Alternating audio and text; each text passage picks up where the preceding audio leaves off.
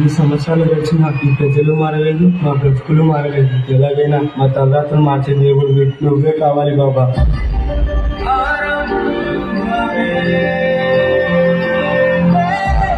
నా ప్రజల కోసం ఎంత కష్టమైనా పోరాడతాను.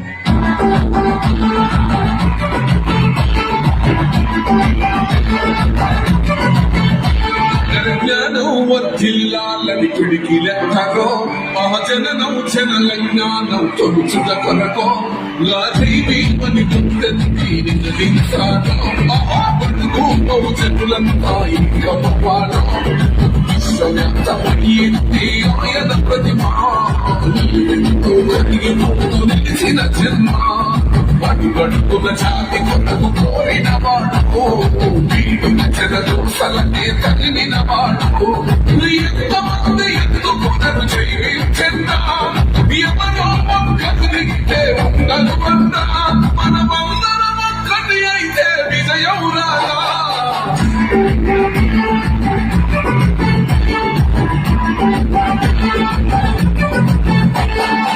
భారత రాజ్యాంగం యొక్క మూసాయుత కమిటీ అధ్యక్షుడిగా మిమ్మల్ని ఎన్నుకోవడం మాకు చాలా సంతోషంగా ఉంది. ఇన్నేళ్లకి నా ప్రజలకి, నా దేశానికి సేవ చేసే సమయం వచ్చింది. భారత రాజ్యాంగాన్ని నిర్మించే అవకాశం నాకు దక్కింది. దీనికోసం నా ప్రాణాలు అర్పించడానికైనా సిద్ధంగా ఉంది.